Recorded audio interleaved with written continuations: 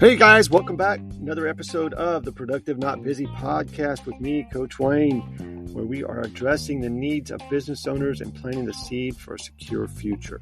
When I'm in organizations, the top 3 things I hear from everybody: I want more time, I want more money, I want less stress. Remember, it's about attitude, action, and approach. And I can help you with that.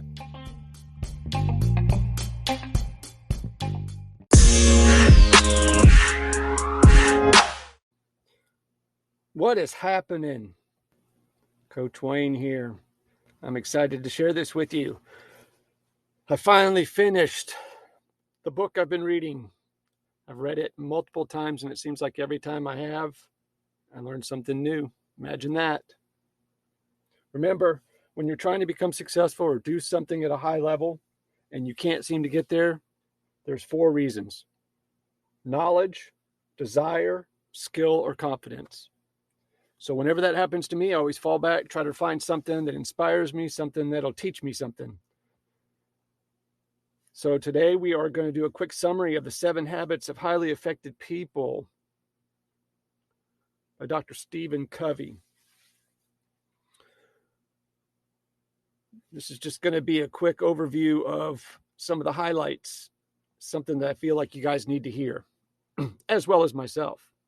So during his 25 years of working with successful individuals in business, universities, and relationships, Stephen Covey discovered that high achievers were often plagued with a sense of emptiness. See, in an attempt to understand why, he read several self-improvement books, just like I just did, self-help, popular psychology books, written over like the past couple hundred years. It was there that he noticed a stark historical contrast between 2 types of success. See, back before like World War I, success was mostly attributed to the ethics of character. This included characteristics such as humility, fidelity, integrity, courage, and justice. But after the war, there was a shift to what Dr. Covey refers to as a personality ethic, is what I have written here.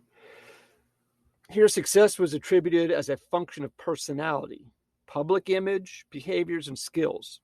Yet, these were just shallow, quick successes, overlooking like the deeper principles of life, if you want to call it that. So Dr. Covey argued that it's your character that needs to be cultivated to achieve high success, not your personality. What we say is far more important than what we do sometimes. The character ethic is based upon a series of principles. See, Dr. Covey claims that these principles are self-evident and endure in most religious, social, and ethical systems. They have universal application.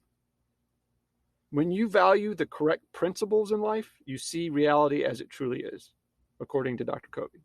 This is a foundation of his best-selling book, The 7 Habits of Highly Effective People. And if you have not read this, man, stop what you're doing and find a copy. It's a game changer.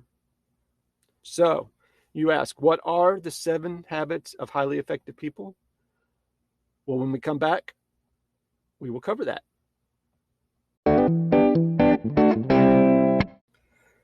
Okay. Covey's 7 habits are composed of primary principles of character upon which happiness and success are based.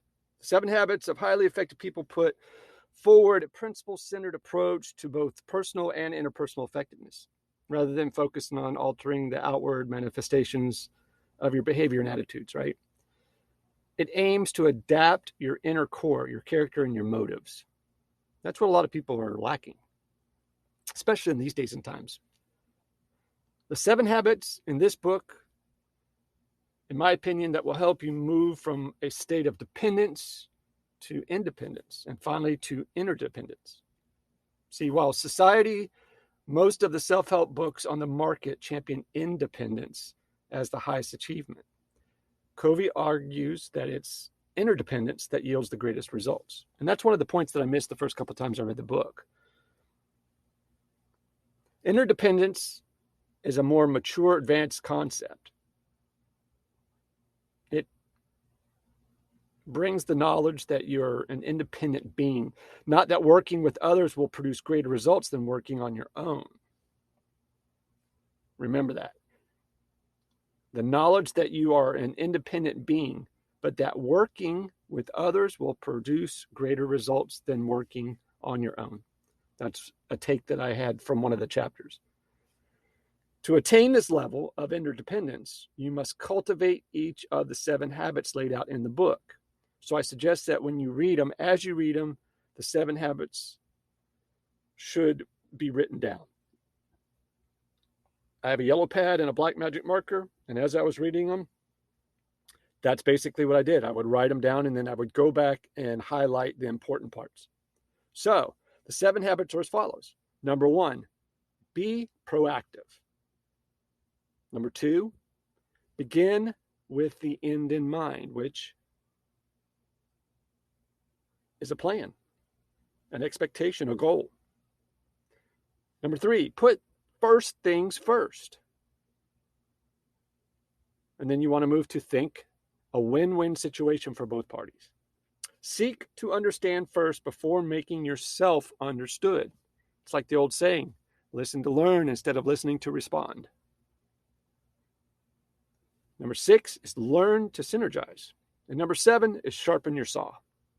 And each one of these, you'll see where I'm going.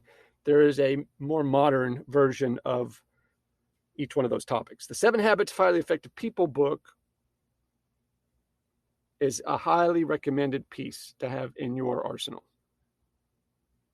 In that book, you'll look at each of these habits and show yourself how to put them into action to become more successful in whatever you achieve. It doesn't matter if you're wanting to lose weight, start a business, find a partner, buying a car. All of it can be used. So number 1 habit is to be proactive. The first and foremost habit of an effective person, according to the book, is to be proactive. More than just taking the initiative, being proactive means taking responsibility for your life.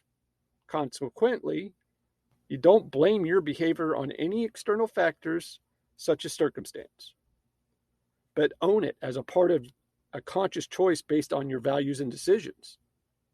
So if you're not where you want to be, look in the mirror. Where reactive people are driven by feelings, proactive people are driven by values. And see, all of this is interlocking like a puzzle. So like my philosophy is in a contracting market, when everybody else is contracting, trying to budget their way and save their way into the future, my instinct is to go out and grab market share. I'm going to be aggressive, right? So that's where I base this decision of being aggressive, being almost manic about going out and being successful and getting to the next level, whatever that level may be. While external factors have the ability to cause pain, your inner character doesn't need to be damaged. What matters most is how you respond to these experiences. Proactive individuals focus their efforts on things they can change, whereas reactive people focus on their efforts on the areas of lives in which they have no control. I have that one highlighted like 4 times. Proactive individuals focus their efforts on the things they can change, whereas reactive people focus their efforts on the areas of lives in which they have no control. They amass negative energy by blaming external factors for their feelings of victimization. This in turn empowers other forces to perpetually control them. Now, close your eyes. Think of somebody. I guarantee you everybody has somebody in their life like that. And it may be you. The clearest manifestation of proactivity can be seen in your ability to stick to the commitments that you make to yourself and others. This includes a commitment to self-improvement and by extension, personal growth, right? By setting small goals and sticking to them, you gradually increase your integrity, which increases your ability to take responsibility for your life. Dr. Covey suggests undertaking a 30-day proactive test in which you make a series of small commitments and then stick to them. Observe how this changes your sense of self. So if you think about that, we expect people to keep their word. You tell me you're going to do something, I expect you to keep your word. If you don't keep your word, there's some hesitation there. So why shouldn't we hold ourselves accountable like that? Say you're going to go to the gym and put on 15 pounds of muscle. You make that commitment and then you don't follow through. Why is that okay? We hold other people's goals and expectations and dreams accountable, but we don't hold our own sometimes. Number 2, begin with the end in mind. This was a cool one. To better understand this habit, I invite you to imagine your funeral. I ask you to think, how would you like your loved ones to remember you? What would you like them to acknowledge as your achievements? And to consider what a difference you made in their lives. Engaging in this thought experiment helps you identify some of your key values that should underpin your behavior. According to each day of your life should contribute to the vision you have of your life as a whole.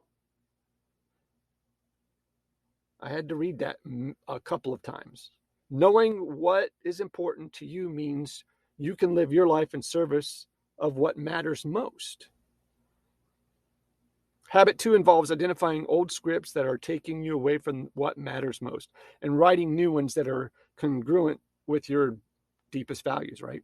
This means that when challenges arise, you can meet them proactively and with integrity as your values are clear, right? You're not going to skirt your way around it. You're not going to close your eyes and make it go away. You're going to hit it head on. Dr. Covey also stated that the most effective way to begin with the end in mind is to create a personal mission statement, which I thought was really cool. It should focus on the following: what you want to be as far as your character, what you want to do, contributions and achievements, let's say, and then the value upon which both of these things are based. So in time, your mission statement should become your personal constitution, maybe. It becomes the basis from which you make every decision in your life. By making principles the center of your life, you create a solid foundation from which to be successful and flourish. It's funny because this is similar to a philosophy in another book that I read called Principles. It's by Ray Dalio. Principles aren't contingent on external factors. They don't waver, right? They give you something to hold on to when times get tough. With principles-led life, you can adopt a clear, more objective worldview. We'll be back in a minute with number 3. Now, habit 3. Put first things first. To begin, this chapter was really interesting. Dr. Covey asked us to answer the following questions. What one thing could you do regularly that you aren't currently doing that would improve your personal life? Number 2, similarly, what one thing could you do to improve your business or professional life? A habit 1 encourages you to realize you're in charge of your own life. And habit 2 is based on the ability to visualize and to identify your key values. Now, number 3 is the implementation of these 2 habits. It focuses on the practice of effective self-management through independent will. By asking yourself the above questions, you become aware that you have the power to significantly change your life in the present. Having an independent will means you are capable of making decisions and acting on them. That's where competence comes in. How frequently you use your independent will is dependent on your integrity to yourself. Your integrity is synonymous with how much you value yourself. I underlined that. That's why I said that like that. I like that. Your integrity is synonymous with how much you value yourself and how well you keep your commitments to yourself. Habit 3 concerns itself with prioritizing these commitments and putting the most important things first. This means cultivating the ability to say no to things that don't match your guiding principles. That way it's cut and dry. To manage your time more effectively in accordance with these 3 habits, your actions have got to adhere to the following things. They must be principle-centered. They must be conscious-directed, meaning that they give you the opportunity to organize your life in accordance with your core values. They define your key mission, which includes your values and long-term goals. And then they give you balance in your life. When you have balance, right? Think about being on a tight wire. If you're all wobbly, moving forward's hard. But the second that you get some balance, it's easy to move forward. All these are organized weekly, daily, and hourly sometimes. It's kind of the time blocking idea. I'm a big time blocker. I like knowing that I've got this boxed in to do and nothing else. Unless the house is burning down or one of my family members is dying, you don't bother me. And sometimes we all slip off of that. The thread that ties all 5 of these points together is the focus on improving relationships and results. You got to have both to have success. You have to have great relationships and you have to have great results. Not on maximizing your time, you're going to fail. Tim Ferriss wrote a great book too, The 4-Hour Work Week. That time management is a deeply flawed concept. Check that one out too. Number 4, think win-win. Dr. Covey argued that win-win isn't a technique. It's a philosophy of human interaction. Sometimes we get that clouded. It's a frame of mind that seeks out mutual benefit for all concerned. I think the world would be a better place if everybody did that, but unfortunately, it doesn't happen. This means that all agreements or solutions are mutually beneficial and all parties feel satisfied with the outcome. To embody this mindset, life must be seen as a cooperative, not as a competition. Close your eyes, take a look at today's world. Is it a cooperative or is it a competition? And I think I know exactly what all of you have said because I probably said the same thing. Consequently, anything less than a win-win outcome goes against the pursuit of interdependence, which is the most efficient state to be operating within. Therefore, to adopt a win-win mindset, you must cultivate the habit of interpersonal relationship, interpersonal leadership. This involves exercising each of the following traits when interacting with others. I put this one on its own page in big letters. Self-awareness, imagination, conscience, and independent will. See, to be effective in win-win lead and be a win-win leader, you have to embrace 5 independent dimensions. First one's character. This is a foundation upon which a win-win mentality is created, and it means acting with integrity, maturity, and an abundance of mentality, right? There's plenty of everything for everyone.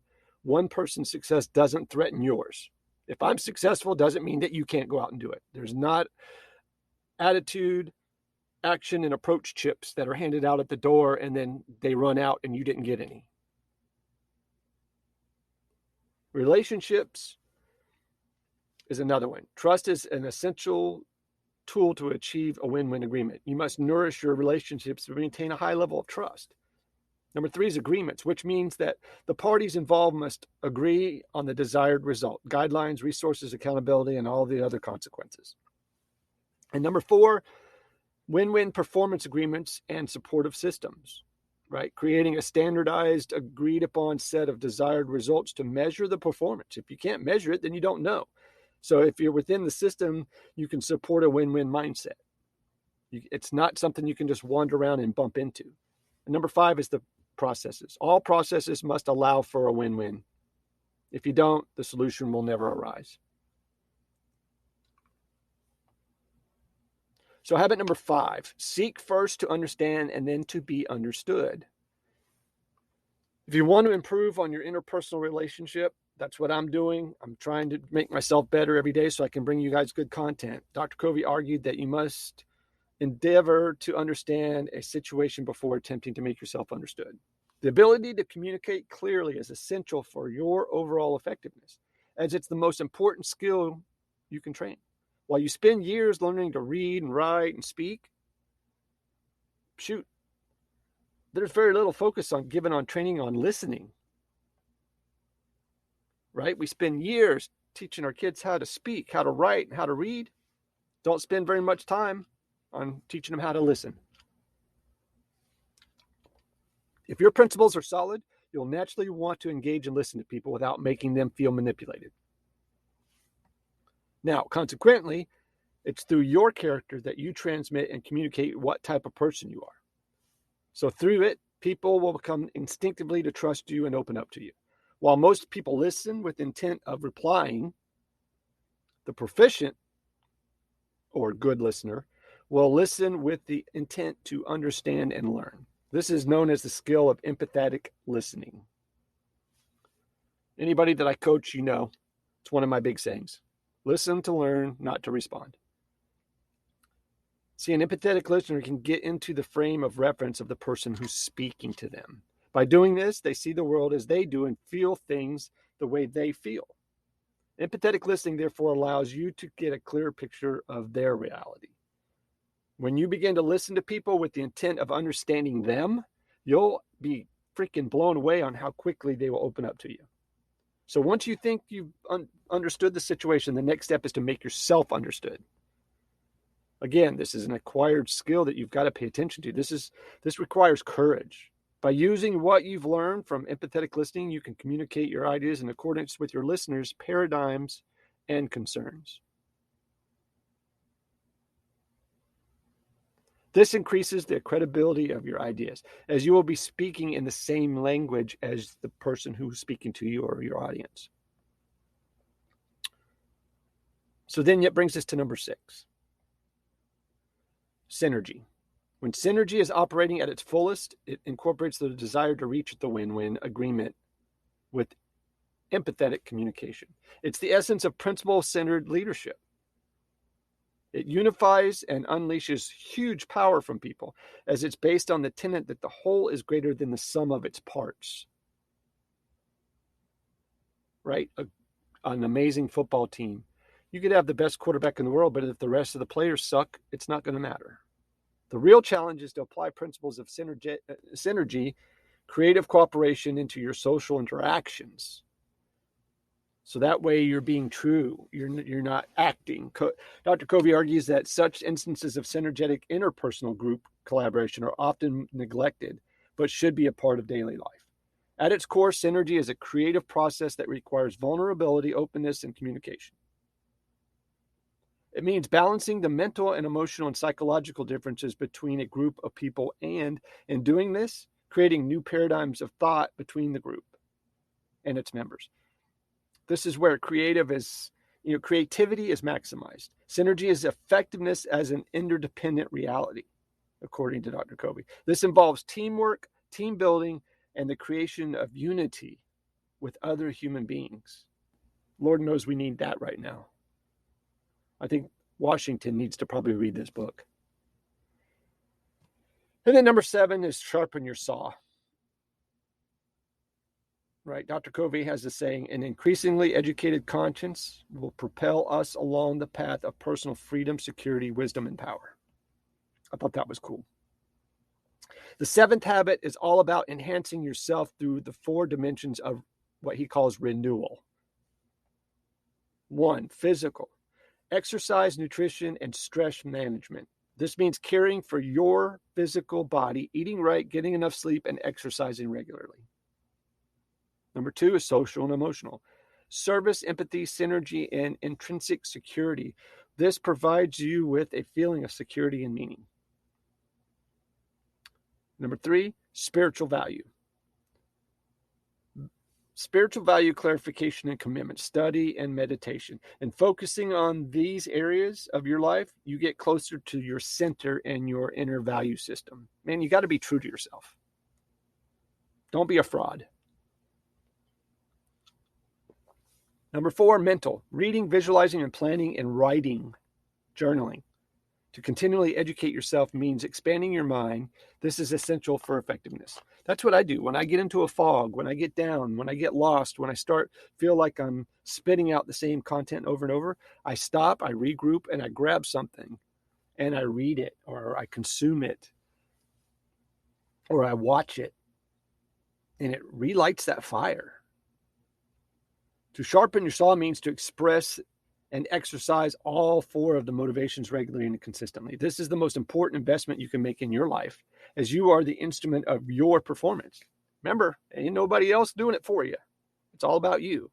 It's essential to tend to the areas of life and balance, as to not to overindulge in one area means to neglect the other. However, a positive effect of sharpening your saw in one dimension is that it has a knock-on positive effect in another, due to them being interrelated, right? So working on one helps start the fire for the next one. For instance, by focusing on your physical health, you will inadvertently improve your mental health. It's a fact. This in turn creates an upward spiral of growth and change that helps you become increasingly self-aware. Moving up the spiral means you must learn, commit, and do increasingly more as you move upwards and progressively become a more efficient individual. If you don't have this book, get on Amazon, go to Books A Million something and find it. The 7 Habits of Highly Effective People. Like I said, this is probably my 4th time.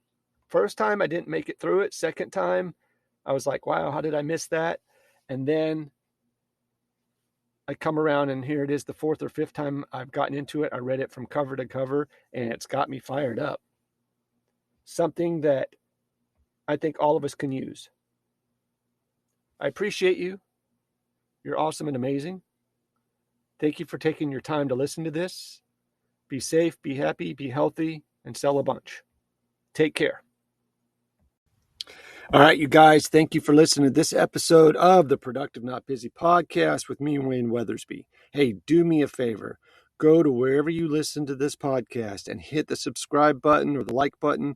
Leave us a review. We are heading towards the top of the charts, and I need your help. It would be much appreciated. Hope you guys have a great day. Thanks for listening. Be safe. Take care. See you next time.